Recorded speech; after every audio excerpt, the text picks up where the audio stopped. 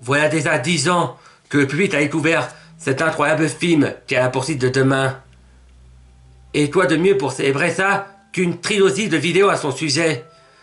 Pour commencer, j'ai décidé de parler des scènes coupées du film. Plus précisément, de celles qu'on retrouve exclusivement que dans le roman du film. Celui-là même qui adapte une précédente version du script, où l'histoire et son déroulement est identique, mis à part une poignée de scènes inédites. La première prend place durant le prologue, où le jeune Frank Walker est confronté à son père. Celui-ci veut l'obliger à travailler dans les champs et considère son jetpack comme une perte de temps. Refusant cela, Frank le distrait avec une moissonneuse batteuse qui met en marche.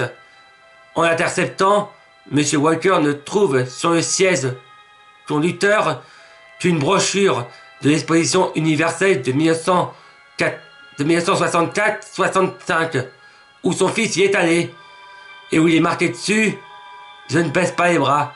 Pour petite anecdote, cette brochure apparaît dans le montage final, lors de la scène où Casey fouille la maison de Frank.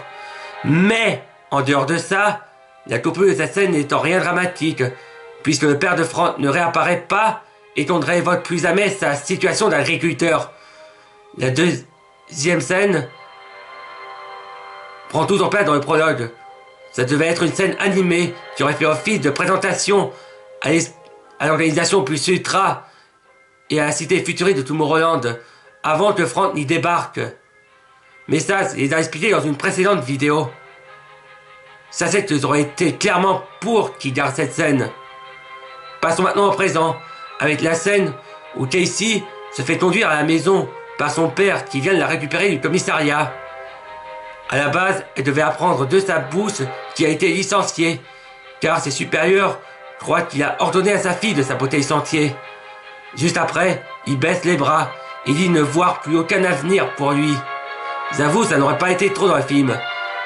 Cela m'envoie d'ailleurs à la dernière scène, la fin alternative. On devait initialement suivre Casey 58 jours après son aventure, alors qu'elle se rend avec son père à la plateforme qu'elle sabotait en début de film. Ils auraient été vite rejoints par Frank Walker, qui porte alors une montre digitale parfaitement synchronisée avec celle de Casey. Puis arrive le moment fatidique où l'apocalypse prédit par les moniteurs aurait dû avoir lieu, mais rien ne se passe.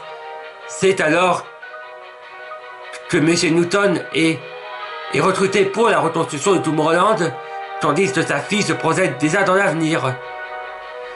Je vous renvoie à la vidéo où je narre cet épilogue qui est écrit dans ce bouquin.